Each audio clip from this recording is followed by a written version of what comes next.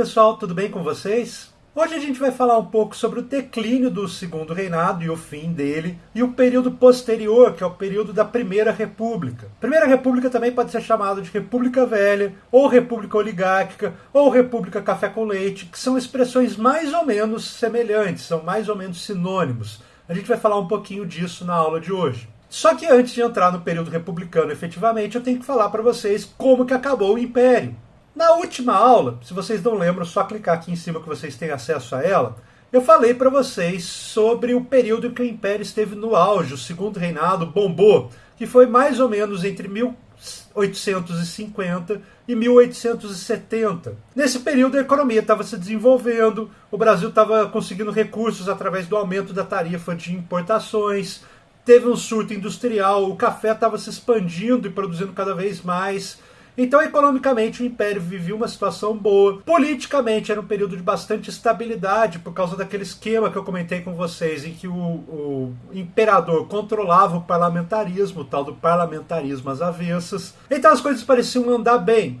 Só que isso muda a partir da década de 1870. A partir de 1870, o Segundo Reinado entra em crise, e é isso que eu vou falar com mais calma para vocês na aula de hoje. O Segundo Reinado entra em crise basicamente por causa de três coisas. O surgimento de dois atores políticos novos no jogo da política e do Segundo Reinado, e a questão da abolição da escravidão. O primeiro desses agentes políticos que surge no período ali posterior a 1870 é o movimento republicano. Sempre teve movimento republicano no Império, desde lá do período da independência, mas a partir de 1870 esse movimento começa a ganhar força, principalmente no estado de São Paulo, que forma lá em 1873 o Partido Republicano Paulista. Quem faz parte desse Partido Republicano Paulista? É o pessoal lá da burguesia do café, do oeste de São Paulo, principalmente, a área em que o café está se expandindo lá pelo oeste de São Paulo. Eu falei burguesia do café porque esse pessoal é diferente dos barões do café, que era um grupo de produtores de café, principalmente do Vale do Paraíba. Quais são as diferenças entre eles? O pessoal do baronato do café, os tais barões do café, eles são, como eu falei, principalmente do Vale do Paraíba. A mão de obra que eles usam em larga escala é mão de obra escrava, e eles estão ali produzindo café desde a década de 1840 nas áreas que são menos dinâmicas da produção do café. Já o pessoal que surge no oeste de São Paulo a partir de 1870 é um pessoal que tem um pensamento econômico mais dinâmico, tanto que ao mesmo tempo que eles são envolvidos com a produção do café, eles também investem num surto de industrialização que tem em São Paulo ali a partir de 1870. Eles têm uma postura um pouco mais dinâmica economicamente. Por isso eles são chamados de burguesia do café, ao contrário dos barões do café, que tem uma postura um pouco mais conservadora. Esse pessoal da burguesia do café do oeste de São Paulo, eles são federalistas. Eu tenho falado de federalismo e centralismo desde também da aula sobre independência do Brasil. Lá na independência do Brasil, já na escritura da Constituição de 1824, teve aquela treta entre a quantidade de poder que o governo central vai ter e a quantidade de autonomia que as províncias vão ter.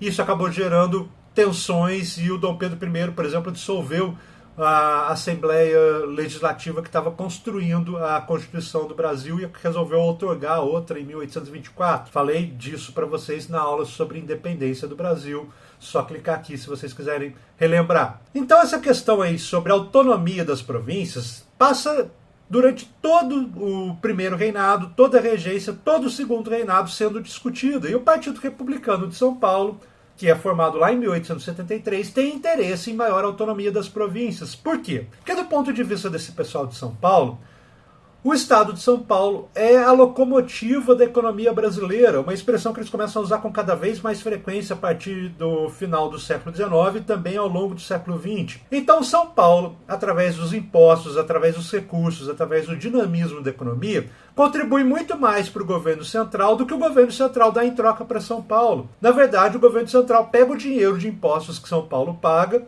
e divide para outras províncias. E São Paulo, então, perde recursos nessa história. Isso era o ponto de vista dessa burguesia do café do estado de São Paulo, que cria lá o Partido Republicano Paulista. Então, eles imaginam que uma forma de governo republicana baseada no federalismo seria mais interessante para São Paulo. E, inclusive, eles estão dispostos a fazer uma transição suave. Como Dom Pedro II já estava velho, a ideia era aguardar que ele falecesse e aí teria uma transição suave do segundo reinado para uma república. Não era nem necessário fazer uma revolução para esse pessoal do Partido Republicano Paulista. Então esse é o primeiro grupo político que aparece com importância a partir de 1870, esse movimento republicano, sobretudo em São Paulo. Eu falei de São Paulo, mas ele acontece também em outras regiões, no Rio Grande do Sul, em Minas Gerais, a gente também tem partidos republicanos que vão surgindo com alguma importância política a partir de 1870. O outro agente político que aparece com força depois de 1870 é o Exército. O Exército não tinha muito prestígio durante quase todo o Império. Por que não tinha esse prestígio junto ao Império? Quando rolou o primeiro reinado, o Dom Pedro I resolveu se cercar de militares portugueses. E isso acabou gerando um medo na galera aqui no Brasil que o Dom Pedro estivesse planejando, por exemplo, unificar Brasil e Portugal de novo e acabar com a independência do Brasil.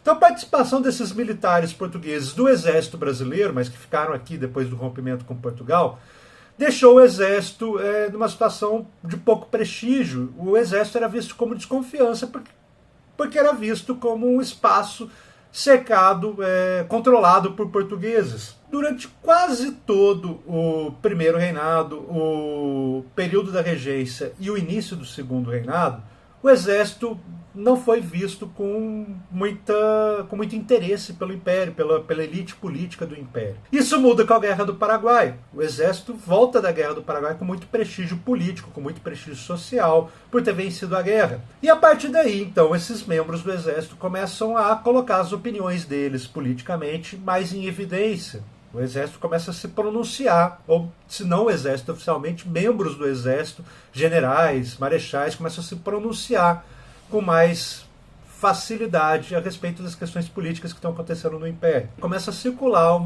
um ideário político, um ideário filosófico, na verdade, que é o ideário do positivismo. O positivismo surgiu lá na França com um pensador chamado Augusto Comte. E o Augusto Comte dizia algumas coisas interessantes sobre como deveria ser a organização política de um país. Primeira coisa que Augusto Comte diz é que para um país se desenvolver, para um país poder ser uma grande potência, deveria existir um executivo forte. E esse executivo forte deveria organizar o desenvolvimento da nação, de maneira a garantir a ordem e garantir o desenvolvimento, o progresso. Essa expressão, inclusive, ordem e progresso, que vocês já devem ter visto em algum lugar, tipo na bandeira do Brasil, por exemplo, é um lema caro aos positivistas. Era a ideia de que somente um executivo forte ia garantir o desenvolvimento da nação através do controle da ordem. É uma ideia de modernização conservadora que o positivismo passa. E isso era uma postura interessante para o pessoal do Exército. O pessoal do Exército via com desconfiança também a elite política do Império, porque achava que essa elite política do Império só pensava nos próprios interesses, nos interesses pessoais. E, portanto, era necessário um movimento de modernização, essa modernização conservadora. E para isso tinha que ser um regime republicano, tinha que ser um regime com um executivo forte que pudesse implementar essas mudanças necessárias para o desenvolvimento, industrialização do Brasil, por exemplo. E daí o Exército começa a se colar junto com essas ideias aí do positivismo que vem lá da França. Esses dois grupos políticos que eu falei, o movimento republicano e a participação do Exército, são, portanto, movimentos contra o Império, contra a autoridade do imperador. Só tinha ainda, basicamente, um grande grupo político com alguma relevância que ainda apoiava o imperador, que era o grupo dos proprietários rurais conservadores ligados à propriedade de terra e de escravos. E esses caras, a partir das leis do império que vão acabar com a escravidão, como a lei do ventre livre, como a lei dos sexagenários, como a própria Lei Áurea, esse pessoal começa a ficar insatisfeito com o império, porque, do ponto de vista deles, desse pessoal conservador ligado à propriedade de escravos, o império estava não retribuindo a sustentação que eles davam para manter politicamente esse império funcionando. Então essa elite política ligada à escravidão se sentiu traída pelo império à medida que o império foi tomando medidas para pôr fim à escravidão, que era algo tenebroso. O Brasil foi o último dos países a abolir a escravidão, inclusive. Então a gente tinha três grupos aí, dois contra o Império Brasileiro Um que era favorável, mas que vai se afastando à medida que vê que o Império não está defendendo seus interesses, que era o grupo dos escravistas. Tudo isso acaba combinando com uma grande crise ali na segunda metade da década de 1880, que é exatamente também o período em que a escravidão vai acabar formalmente no Brasil.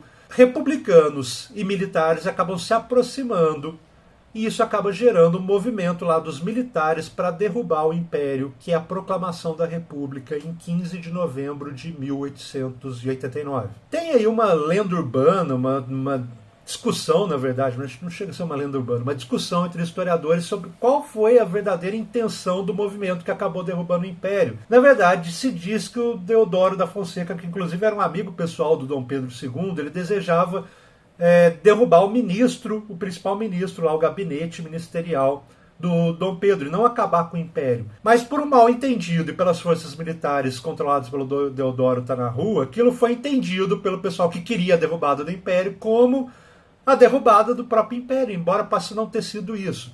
No final das contas, esse movimento esquisito, que ninguém sabe se foi para derrubar o Império, se não foi, a população não sabia o que estava acontecendo. No final das contas, essa confusão toda ficou parecendo que era para derrubar o Império e o Império caiu. Tanto que tem uma frase super interessante de um historiador que relata que essa história foi tão confusa e que o povo não estava nem sabendo o que estava acontecendo direito, que esse historiador diz que o povo assistiu a tudo bestializado. Ele não sabia o que estava acontecendo e, para ele era só uma parada militar e aquilo não mudou significativamente nada para a maioria da população. Mas o importante então é que politicamente a gente deixou de ter um imperador e agora vai vir uma república. Então agora a gente vai começar a falar sobre esse período da república efetivamente. A primeira república, que vai de 1889 com a proclamação até 1930, quando Getúlio Vargas chega ao poder, esse período todo é dividido mais ou menos em dois períodos. E eles não são iguais de tempo. Na verdade, um período é bem curtinho e outro, a maioria da Primeira República. Que é o que a gente chama da República da Espada e depois a República Oligárquica. E esses nomes referem a quem estava na presidência. A República da Espada diz respeito aos dois primeiros presidentes da República Brasileira, que são militares. O Marechal Deodoro, que liderou o golpe que destituiu Dom Pedro II, e o sucessor dele, o Marechal Floriano Peixoto. Depois, quando presidentes civis assumem o governo, esses caras são chamados de República Oligárquica porque eles são membros da oligarquia, são membros da elite, principalmente ligado ao café. Então vamos falar com mais calma sobre esse primeiro momento aí da República da Espada, que é quando tem o governo ali do Marechal Deodoro e depois do Marechal Floriano. Eles governaram, os dois, entre 1889 e 1894, que são os limites aí da República da Espada. E nesse primeiro momento, então, estão se organizando politicamente as questões e a vida da nova República. Portanto, é nesse período aí que surge, por exemplo, a Constituição do Brasil em 1891. Essa Constituição de 1891, ela tem inspiração positivista, que eu falei, que o positivismo era forte entre o pessoal lá do Exército. E daí ela aparece aí na Constituição. Como que ela aparece na Constituição? Sobretudo estabelecendo um executivo forte, não só no nível federal, mas também nos estados, porque agora vai deixar de chamar província. Província era o nome na época do Império, agora se chama estado já na República. Nos estados também vai se ter um executivo forte.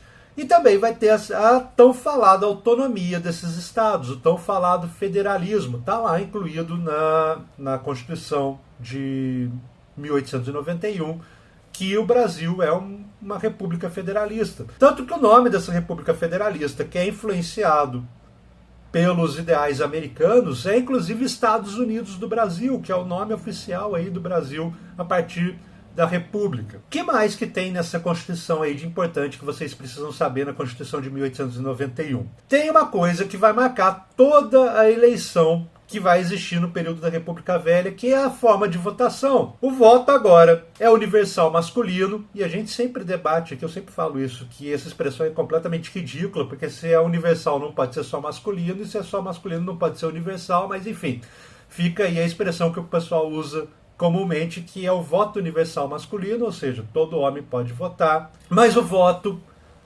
que é direto, o sujeito vota diretamente para o presidente, por exemplo, e não era um voto indireto, como era durante boa parte do Segundo Reinado, Mas esse voto não é secreto, todo mundo fica sabendo em quem aquele fulano lá votou. E isso é uma marca lá do período da República Velha, porque isso vai dar margem para todo tipo de fraude. O sujeito, por exemplo, é forçado, principalmente no interior, nos lugares mais pobres, nos lugares mais distantes, ele é forçado a votar no candidato em que o mandatário local quer. Porque se ele não votar, o mandatário fica sabendo e pode tomar algum tipo de atitude. Portanto, o voto não ser secreto dá margem a essas fraudes aí, que a gente vai chamar, no final das contas, de votação de cabresto. O sujeito votava em quem o sujeito mais poderoso local mandava. E era assim que funcionava. Portanto, a gente sempre sabia quem ia ser eleito no período da República Velha. Outro ponto importante da Constituição de 1891 é a questão da separação formal da Igreja e do Estado, que também é influenciado pelo positivismo. Durante todo o Império, a Igreja estava vinculada à administração do Império como se fossem funcionários, inclusive eles recebiam um salário do Estado. O catolicismo era a religião oficial do Império e os padres, bispos e cardeais que existiam no Brasil, eles eram como funcionários públicos, recebiam do Estado. Por isso é também que eles faziam várias ações que hoje são feitas pelo Estado. Quais ações são essas? Registro de nascimento. Não existia, por exemplo, o registro de nascimento como existe hoje. Isso era feito pelo batismo. O batismo pela Igreja Católica contava como um documento oficial para registrar o nascimento daquela pessoa. A mesma coisa com os casamentos. Não havia necessidade de um casamento civil. O casamento pela Igreja, com os registros lá pela Igreja, já funcionava como um casamento oficial para o Estado. Por que eu estou contando isso? Para mostrar como que existia essa ligação entre Estado e Igreja, que a gente chama de padroado, e isso vai deixar de existir a partir da Constituição de 1891. A partir de agora, Igreja é uma coisa, Estado é outra coisa, na Constituição brasileira. E a última coisa importante, é óbvio, é a forma de governo, que é o presidencialismo, e esse presidente eleito vai governar durante 4 anos. Então começa lá a República no Brasil a partir de 1889, com o Deodoro sendo o primeiro presidente. Mas o Deodoro começa a enfrentar uma série de resistências, de grupos que ainda eram favoráveis ao Império, de grupos que querem mais autonomia. Enfim, a disputa política natural ali do período de transição de regimes. E o Deodoro acaba se irritando com tudo aquilo e acaba abdicando da presidência, renunciando, na verdade, que é a expressão correta, em 1891. E quem se segue é o vice dele, Floriano, que logo depois é eleito presidente e passa a governar não mais como substituto do Deodoro, mas sim como presidente. Nesse período aí dos dois como presidente, algumas tentativas foram feitas baseadas naquele ideal de modernização conservadora para tentar desenvolver o Brasil, principalmente a indústria do Brasil. E uma dessas medidas foi tomada por um sujeito chamado Rui Barbosa. O Rui Barbosa foi ministro da Fazenda do Marechal Deodoro, e ele era tido como um dos caras mais inteligentes que existiam no Brasil. Inclusive, depois ele foi diplomata e participou das negociações das convenções de Haia, e lá ele ficou conhecido como a Águia de Haia. Enfim, era um sujeito que era tido como muito inteligente. E ele, para desenvolver a indústria brasileira, para desenvolver a economia brasileira ali no início da República, ele pensou, poxa, a gente não tem dinheiro para fazer nada, a gente não tem dinheiro para emprestar, por exemplo, para quem quer abrir a sua própria fabriquinha. A gente não tem dinheiro para incentivar um surto de desenvolvimento industrial. E daí o sujeito mais inteligente da época pensou, se a gente não tem dinheiro, o que a gente faz para ter? Imprime mais, né? É muito bizarro isso. Isso era o cara mais inteligente da época, tomando um tipo de atitude completamente esdrúxula dessa. Se esse é o mais inteligente, imagina o menos inteligente, o que ele não teria feito. O Rui Barbosa achou que era interessante emitir papel moeda, sem lastro, sem algo que garantisse o valor daquele papel moeda, lá em 1890, como forma de ter mais recursos para financiar o desenvolvimento industrial do Brasil. A consequência de imprimir mais moeda e de ter mais moeda circulando é que, se tem mais moeda circulando, ela perde valor, as coisas começam a ficar mais caras. E daí essa ideia brilhante do cara mais inteligente do Brasil teve uma consequência óbvia, gerou uma grande inflação. As pessoas pegavam aquele empréstimo com os bancos que financiavam o desenvolvimento industrial e acabavam falindo, porque aquele dinheiro valia pouco no final das contas e não conseguiam desenvolver a indústria. E o Brasil entrou numa crise econômica danada já no primeiro ano da República Velha. Esse processo que eu contei para vocês aí de empréstimo de impressão de dinheiro, empréstimo, financiamento da atividade industrial com esse dinheiro que foi impresso, a gente chama de encilhamento, que foi a proposta lá do Rui Barbosa em 1890. Então pensem comigo, Constituição sendo debatida para ser promulgada lá em 1891, as questões naturais ali, as tensões naturais de transição de regime, uma crise econômica danada com encilhamento, era natural também que esse contexto meio caótico de transição do Império para a República acabasse provocando revoltas. E aconteceram algumas revoltas ali no período da República da Espada. Duas delas são mais importantes. A primeira dessas revoltas é a revolta da Armada. Enquanto o Exército assumiu o controle aí dessa República nascente, a Marinha, que na época era chamada de Armada, ficou meio à margem desse processo, principalmente porque ela era muito associada ainda ao Império. Dentro da Marinha tinham defensores ferrenhos da manutenção do Império. Então a Marinha ficou meio à margem aí nesse processo de transição do Império para a República. E os líderes da Marinha acabam se revoltando contra essa situação, principalmente porque eles tinham salários menores que o Exército, também tinham questões relacionadas à atividade militar. E daí a Marinha se revolta contra a República que está surgindo a partir de então. E esse episódio ficou conhecido como a Revolta da Armada, em 1893. É interessante que durante a Revolta da Armada, alguns navios da Marinha acabaram bombardeando o Rio de Janeiro e atingiram algumas casas. Por exemplo, tem uma igreja do centro que foi destruída por uma bala de um navio que foi atirado lá da Marinha contra o Rio de Janeiro durante a Revolta da Armada. Mas no final das contas a revolta foi suprimida e daí não deu em nada essa revolta. Outra tensão que ocorreu ali no período da República da Espada foi a revolta que aconteceu lá no Rio Grande do Sul, que é a revolta federalista. A revolta começou com dois grupos políticos lá no Rio Grande do Sul brigando pelo poder, mas no final das contas ela acabou sendo uma revolta desejando mais federalismo,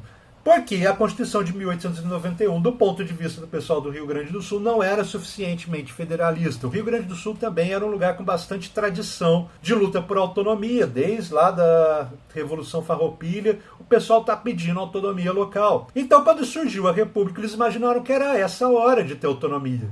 E a Constituição de 1891 meio que frustrou esse desejo de muita autonomia. Tinha mais autonomia em relação ao Império, mas também não era tanto assim. E isso acabou provocando uma revolta lá no Rio Grande do Sul, que, como eu falei, começa por disputas políticas locais, mas acaba virando uma revolta por mais autonomia. A revolta federalista de 1892. Então dá para perceber que esse período aí de transição do Império para a República, o período da República da Espada, não é um período tranquilo, é um período, na verdade, bastante conturbado, com revoltinhas surgindo aqui e acolá, uma crise econômica muito grande e essa instabilidade política, aí, que é, como eu falei, é natural do momento de transição. Começa-se, portanto, a debater que esses militares no poder não eram capazes de manter a ordem e de desenvolver o Brasil como eles estavam falando que eram capazes. E daí, portanto, começa o movimento por exigir presidentes civis. E logo em seguida, depois do governo do Marechal Floriano, é eleito o primeiro civil da República Velha, um sujeito chamado Prudente de Moraes. E daí termina a República da Espada e começa a República Oligárquica. Esses presidentes civis, eles atendem ao interesse dessas oligarquias, principalmente da burguesia ligada ao café lá de São Paulo, mas também do pessoal de Minas Gerais. E eles estão interessados em desenvolver o Brasil, mas principalmente desenvolvendo a indústria cafeeira, porque é de lá que vêm os principais quadros do Partido Republicano paulista, do Partido Republicano Mineiro, que estão agora governando o Brasil quando acaba a República da Espada, a partir do governo do Prudente de Moraes. E o Prudente de Moraes começa a tentar resolver o problema econômico do Brasil, conseguindo empréstimos junto à Inglaterra para tentar superar aquela crise do encilhamento. Esses empréstimos são interessantes por dois motivos. Primeiro, porque trazem recursos aqui para o Brasil para superar a crise. E segundo, porque mantém a moeda brasileira relativamente desvalorizada em relação à libra. E o café era vendido em libra. Então, quanto mais valiosa está valendo a libra esterlina, a moeda da Inglaterra, mais interessante é para os exportadores de café, que ganham mais recurso com isso. Então você vê que desde o começo aí existe uma relação íntima entre os governantes da República Oligárquica e o interesse dos cafeeiros. Para eles era interessante desvalorizar a moeda brasileira, porque assim eles tinham mais lucros, o pessoal do café. Então começa-se a fazer esses empréstimos junto à Inglaterra para tentar recuperar a economia brasileira. No governo do Prudente de Moraes também rola a primeira das grandes revoltas que vão rolar lá na República Velha, mas eu vou deixar para falar dessas revoltas mais no final, que é a revolta de Canudos. Daí no final da aula eu falo de todos os movimentos rebeldes que tiveram durante a República Velha. Mas era já no governo do Prudente de Moraes, primeiro presidente aí, civil, que vai rolar a revolta de Canudos lá na Bahia. Mas vamos passar para o Campos Salles, porque o Campos Salles, que é o presidente que se segue ao Prudente de Moraes, ele vai estabelecer um negócio super interessante que vai garantir a estabilidade política da Primeira República, que é a tal política dos governadores.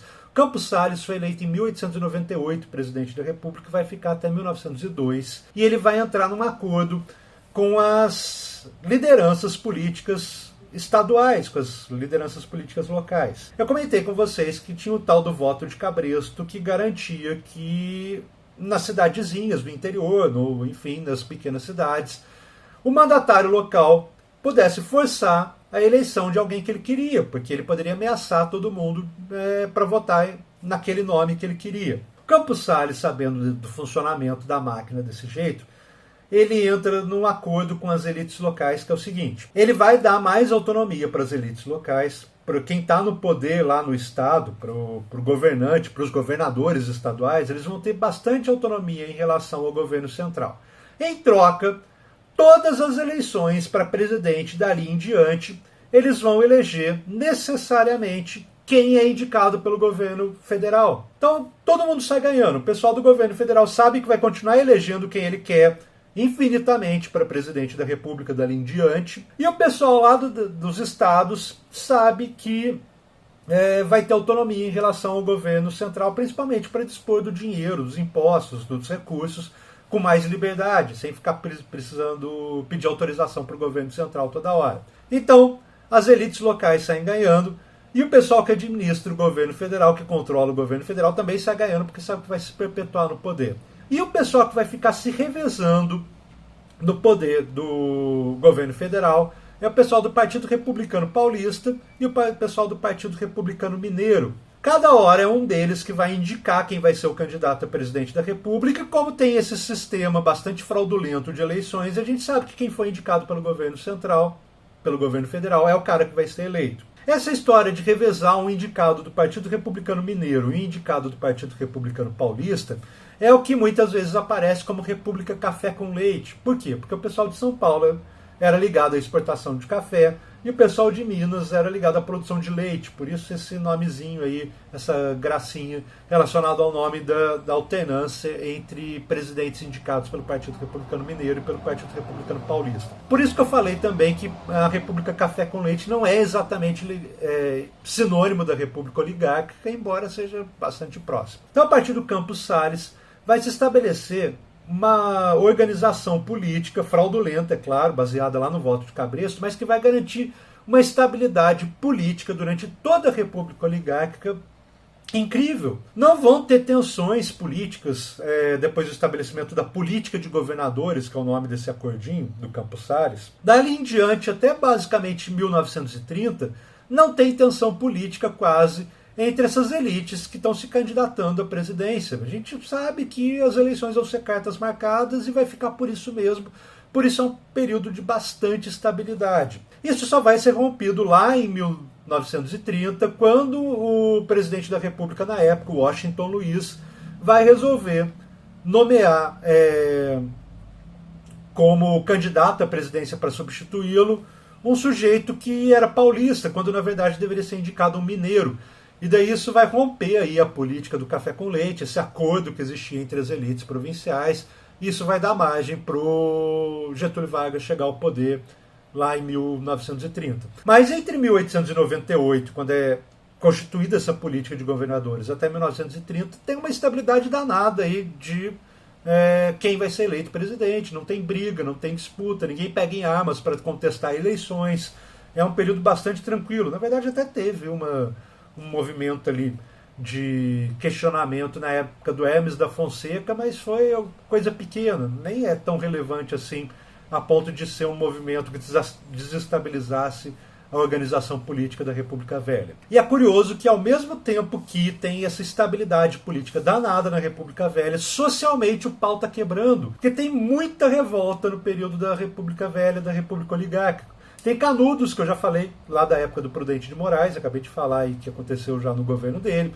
Vai rolar o contestado, a revolta da chibata, o tenentismo. Então tem muito movimento de revolta contra o governo, mas esses movimentos são movimentos geralmente de natureza mais social do que de natureza política, porque politicamente as elites estão concordando e está tudo certo. Esse compromisso, então, dos governadores com o governo central, com o governo federal, só foi possível por causa do coronelismo, que garantia lá que a autoridade local ia fazer as eleições serem vencidas pelo candidato indicado pelo governo central. Essa questão fraudulenta aí das eleições, que é o coronelismo, que é o voto de cabresto, são fundamentais para a estruturação política da República Oligárquica.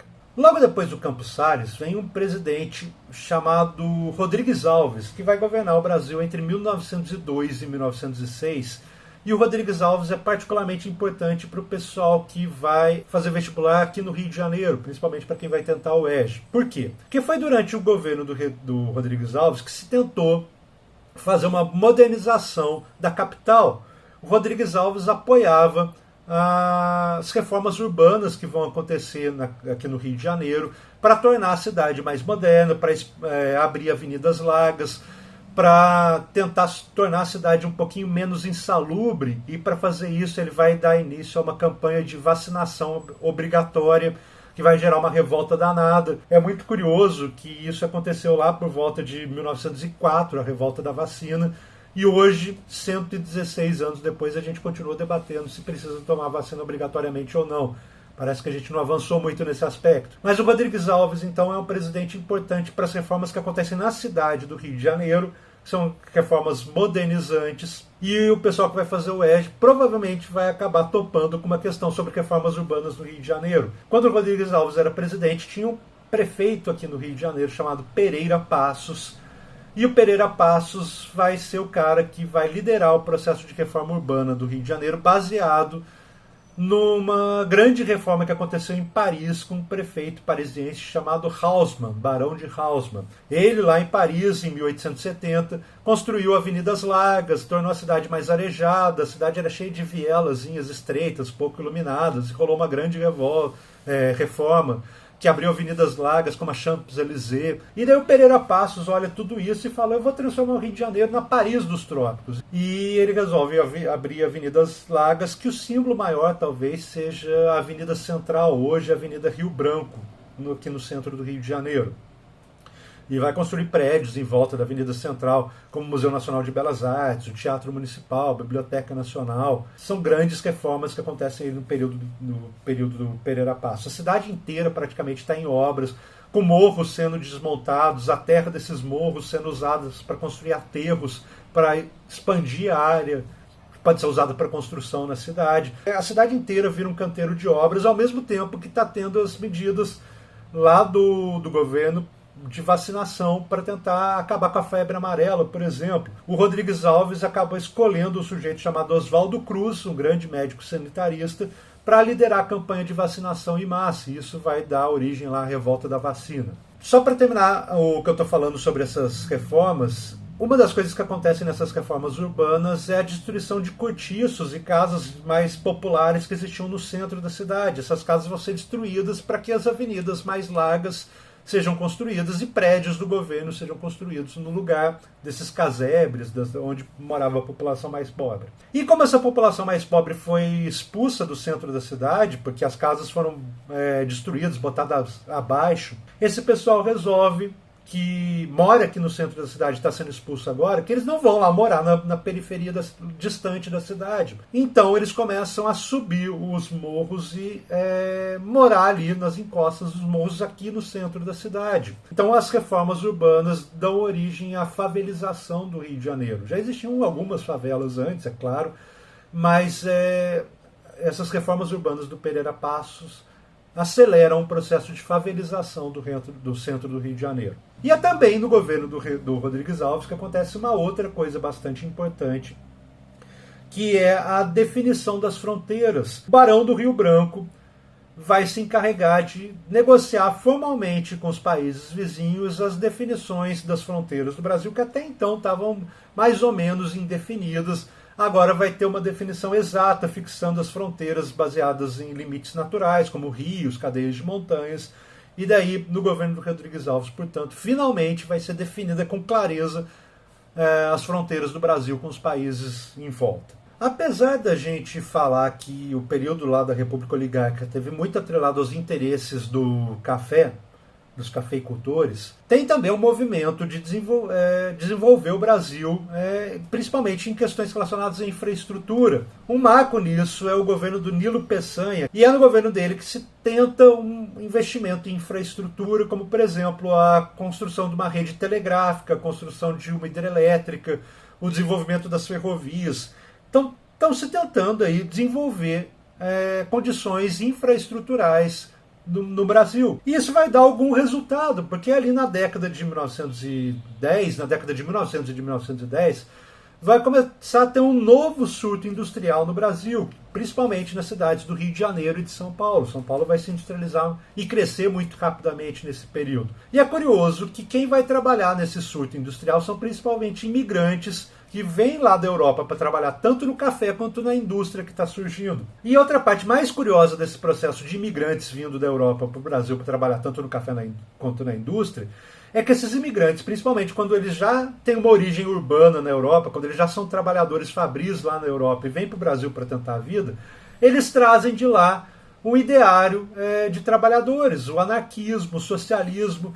É curioso, então, que esses imigrantes são os caras que vão trazer, basicamente, para o Brasil esse ideário de movimento de luta de trabalhadores por mais direitos, por melhores condições de vida e de salário. Então, esses imigrantes chegam aqui e começam a militar a favor do anarquismo, a favor do socialismo, tanto que em 1917, por exemplo, acontece uma greve geral no Rio de Janeiro e em São Paulo, e essa greve é liderada principalmente por imigrantes. Outra coisa interessante relacionada à imigração é que ela começa a ser cada vez mais incentivada pelo governo federal, pelo governo principalmente do estado de São Paulo, mas também pelo governo federal. E por trás desse movimento de imigração tem uma questão bastante absurda, que é a questão da eugenia, que perpassa ali pela a elite política da época. Deputados, presidentes defendem a imigração europeia como forma de embranquecer a população brasileira. Isso era dito claramente nos discursos lá no Senado e na Câmara, que era interessante estimular a vinda de imigrantes europeus, porque assim, pela miscigenação desses imigrantes com a população aqui do Brasil, a influência do negro e do indígena na população brasileira seria menor e o Brasil acabaria se embranquecendo. Isso, inclusive, aparece em obras de arte. Vocês conseguem ver aqui uma obra de arte, A Redenção de Cã, é o nome desse quadro, que mostra, que ilustra esse desejo dessas elites políticas da época de estabelecer um processo de embranquecimento da população. Tem a avó negra, a filha de um tom de pele um pouco mais claro, que casou com um europeu branco, e daí o filho aparece como branco, num processo claramente de embranquecimento que as gerações aí do Brasil passariam se os imigrantes fossem estimulados a vir para o Brasil cada vez mais, e era esse o interesse do governo. E esse quadro, portanto, simboliza essa política eugenista de trazer imigrantes para cá para embranquecer a população. É curioso que essas políticas de eugenia eram tratadas naquela época como ciência, eram tratadas como verdades científicas. E é interessante também que a eugenia foi aplicada em larga escala, por exemplo, pelo nazismo durante a Segunda Guerra Mundial, antes, na verdade, da Segunda Guerra Mundial, como uma lógica de criação de uma raça superior, que seria a raça ariana. Isso estava tendo aqui no Brasil. A imigração tem a ver com esses objetivos também de criar uma raça supostamente superior, que seria branca e não tão miscigenada. Por isso a imigração era tão importante. É um episódio bastante feio da história do Brasil isso. Mas, em geral, então, os governos da República Oligárquica são governos com bastante estabilidade. O que tinha instabilidade era a questão social. E tiveram várias revoltas aí, como eu adiantei, no período da República Oligárquica, que eu vou falar com mais calma delas agora para vocês. Primeira das grandes rebeliões que acontecem no período da República Oligárquica é a história de Canudos, entre 1896 e 1897, lá na Bahia. A situação do sertão nordestino era uma situação bastante complicada desde a época do Império. Teve um período de grande fome lá no Nordeste brasileiro entre 1876 e 1877, com uma mortandade muito grande por causa da seca e por causa da fome. Então o sertão nordestino era uma área bastante prejudicada pela falta de chuvas, pela falta de recursos, e isso acabou provocando movimentos messiânicos lá na região do interior do Nordeste. Movimentos que diziam que aquilo, na verdade, poderia ser solucionado com a religião, com uma certa observância religiosa, que na verdade aquilo era uma punição, mas que se todo mundo se resignasse e seguisse um certo líder espiritual, as condições poderiam melhorar. E tiveram alguns movimentos messiânicos no interior do Nordeste. Mas o mais famoso deles é o que deu origem a Canudos, quando um sujeito chamado Antônio Conselheiro liderou um grupo de sertanejos lá no interior da Bahia para fundar uma cidadezinha em que lá eles iam viver sem dar atenção para o governo federal, sem pagar impostos, e eles iam viver entre eles seguindo preceitos religiosos bastante fortes, bastante reguladores, e, portanto, eles iam lá construir uma comunidade dos escolhidos. E esse é um movimento que não poderia ser aceitado pela República. Por quê? Porque era um movimento autonomista de sertanejos pobres que estavam se recusando a seguir a autoridade da República, que naquele momento era uma república nascente ainda, em 1896. Ela tinha 7 anos de vida. Reprimir a rebelião de Canudos era mandar um recado: a gente não vai aceitar nenhum tipo de revolução social aqui na República, não. Isso é um absurdo. Foram mandadas tropas para reprimir Canudos, que foram derrotadas pelos sertanejos lá em Canudos em 2 ocasiões. E só na terceira investida com tropas do governo federal é que Canudos foi finalmente destruída. Os sertanejos resistiram até o fim, não se entregaram e acabaram sendo mortos lá em Canudos, porque eles resolveram não negociar com as tropas que estavam atacando e lutar até a morte. Esse episódio de Canudos foi retratado num livro do Euclides da Cunha chamado Os Sertões. E é bem interessante que durante lá o período da República Velha tentou se colocar a revolta de Canudos na conta de uma questão religiosa de maníacos, como se eles fossem fanáticos religiosos.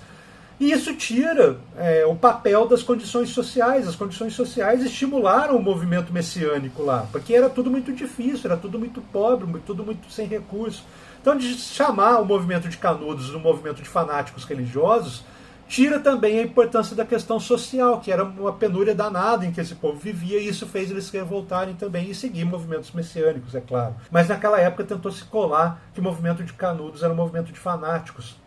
E não é só isso. Mas então tem aí a revolta de Canudos com o desfecho trágico do ataque inclemente das tropas do governo federal que destruíram a cidadezinha. Como eu já adiantei também, durante o governo do Rodrigues Alves, rolou aqui no Rio de Janeiro a revolta da vacina. A revolta da vacina era contra a vacinação obrigatória contra a febre amarela. E o que inspirou a população a se revoltar era o medo de que aquilo pudesse ser alguma forma de controle do governo federal e também que aquilo pudesse espalhar algum tipo de doença, que eles estavam querendo eliminar a população mais pobre. E é interessante que essa visão da população mais pobre, que a vacina na verdade era para eliminar os pobres, tinha um pouco a ver também com as reformas urbanas. As casas dessa população mais pobre estavam sendo destruídas nas reformas urbanas.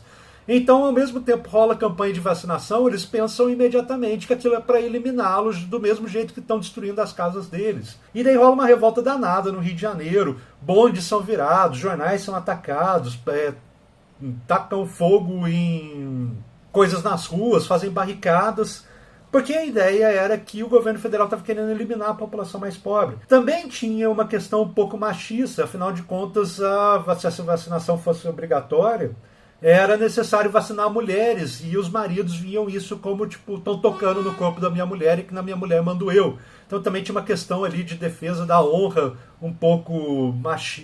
completamente machista. Tudo isso acabou espalhando como boato entre a população do Rio de Janeiro, que achou aquilo muito esquisito e resolveu se revoltar contra a vacinação obrigatória.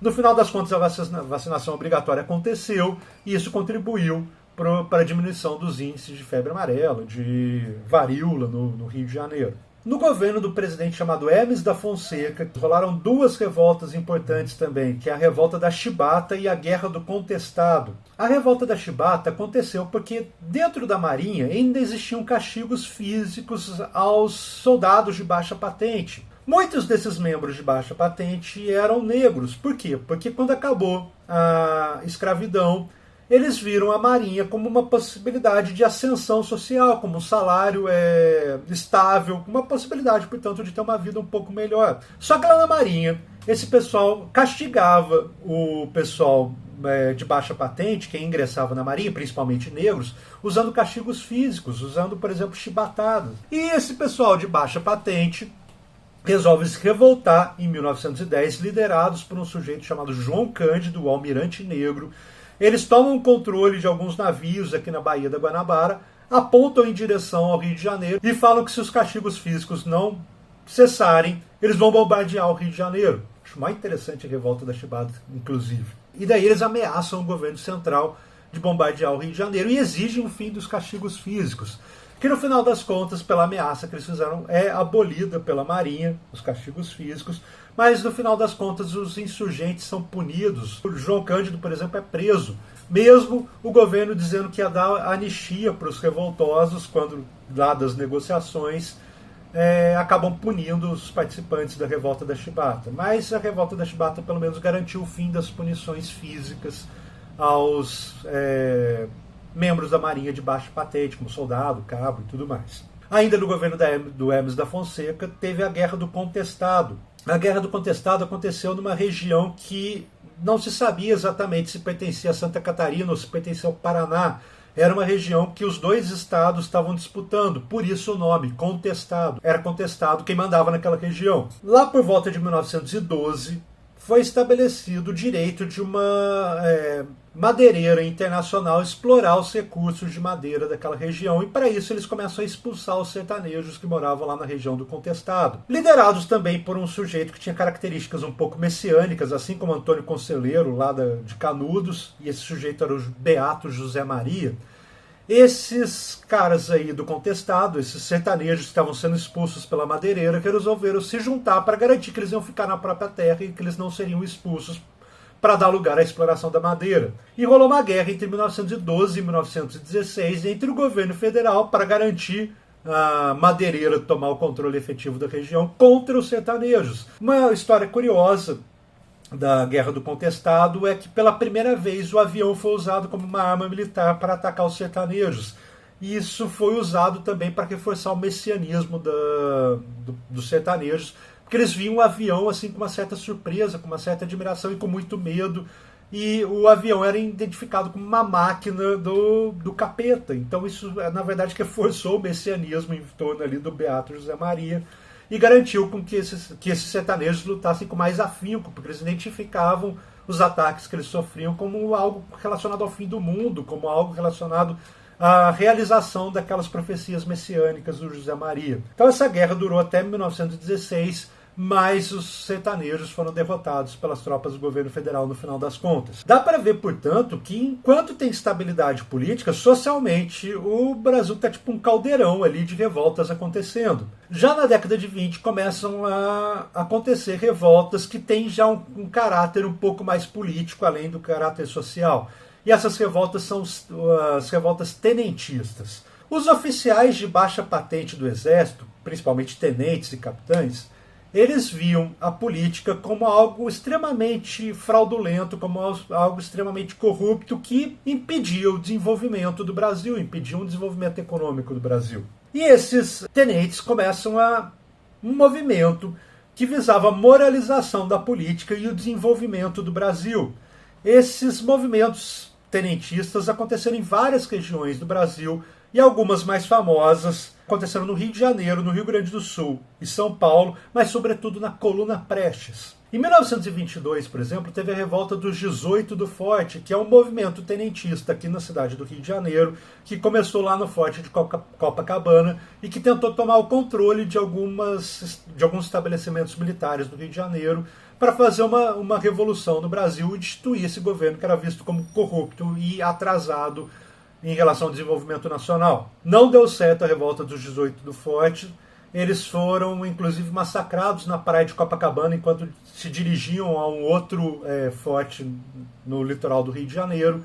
Eles morreram ali, atacados pelas tropas leais ao governo federal. E no local em que eles foram mortos tem um obelisco até hoje em homenagem aos 18 do Forte, na praia de Copacabana. Outro movimento tenentista foi a revolta que aconteceu em São Paulo e no Rio Grande do Sul em 1924.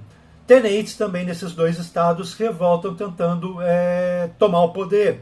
E eles são reprimidos pelas tropas do governo federal, recuam para o interior do Brasil, onde se juntam, o movimento de São Paulo e o movimento do Rio Grande do Sul, e formam uma coluna de tenentes e outras pessoas que se juntaram ao movimento, que vão caminhar pelo interior do Brasil tentando convencer a população do interior do Brasil a se levantar contra o governo federal. Esse movimento ficou conhecido como Coluna Prestes, porque foi liderado por um sujeito chamado Luiz Carlos Prestes, do qual eu ainda vou falar muito dele para vocês nas outras aulas daqui em diante. Luiz Carlos Prestes, por exemplo, vai ser um dos líderes do Partido Comunista aqui no Brasil, posteriormente. Mas lá na década de 20 ele está ligado ao movimento tenentista e a Coluna Prestes caminhou quilômetros pelo interior do Brasil tentando convencer a população do Brasil a se revoltar contra a República Velha.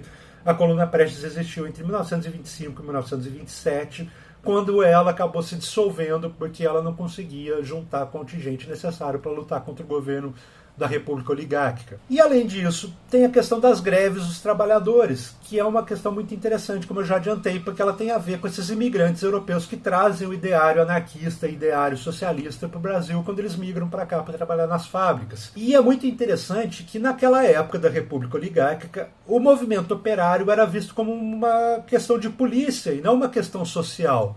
Então não existia negociação com os sindicatos, com o movimento operário em geral. E esse movimento, portanto, usava a greve como forma de tentar conseguir alguma coisa, alguma conquista, principalmente em relação aos salários. E essa primeira greve geral do Brasil aconteceu em 1917. Mas ainda nesse período, greve é coisa de polícia e, portanto, não existia negociação, existia a repressão. Lá no governo Vargas é que os sindicatos vão começar a ter algum tipo de negociação com o governo e ainda assim numa lógica de controle do governo. Mas até o Vargas chegar no poder, o movimento operário no Brasil é visto como um movimento de rebeldia, como um movimento que não deve ter negociação com ele e deve sim ter repressão, deve ser caso de polícia e não de política de governo. Mas não é só de revolta que vive a República Oligárquica. Então eu falei para vocês que tinha uma certa estabilidade política, tinha uma certa instabilidade social, mas também é um período de dinamismo cultural bastante grande. O Brasil começa a ter uma indústria cultural, digamos assim. A literatura começa a ser mais consumida aqui no Brasil, as artes começam a se difundir, e um movimento que simboliza tudo isso é a Semana de Arte de 1922.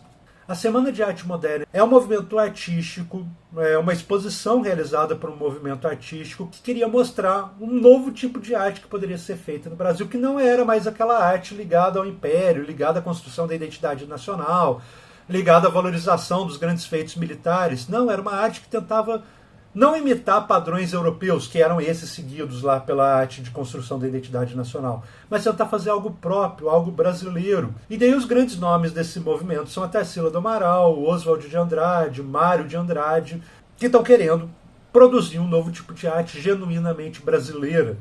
E esses caras vão organizar lá um evento, a Semana de Arte Moderna de 1922, e isso vai revolucionar culturalmente o Brasil, porque ali, pela primeira vez, está surgindo nas palavras desses membros do movimento modernista uma arte que é brasileira e não uma imitação da arte europeia. Então também o período da República Oligárquica é um período de dinamismo cultural. Começam a se abrir cinemas no Brasil, a indústria fonográfica começa a se estabelecer no Brasil com gravação ali dos primeiros sambas, de algo que é característico da música popular.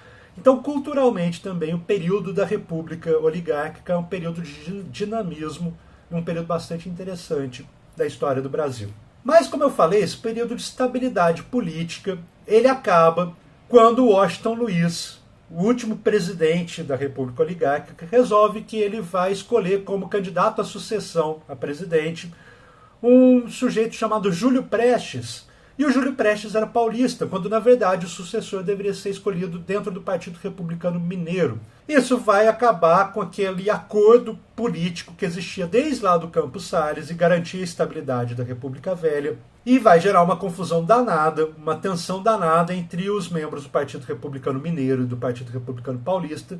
E o Partido Republicano Mineiro vai começar a procurar se associar com outros partidos republicanos. Isso vai significar o fim da República Oligárquica, da Primeira República Brasileira. Mas esse episódio eu vou deixar para contar para vocês na próxima aula, que eu já aproveito e falo da ascensão do Vargas ao poder, que é exatamente o que marca o fim da República Oligárquica, da República Velha, da República Café com Leite, ou da Primeira República, que eu falei para vocês que são mais ou menos sinônimos, essas expressões todas. Então, na próxima aula, eu já volto falando também de algo que é muito cobrado nos vestibulares, que é a Era Vargas de 1930 a 1945. Mas a gente fala disso com calma na semana que vem, pessoal. Até lá, foi um prazer revê-los. Um abração.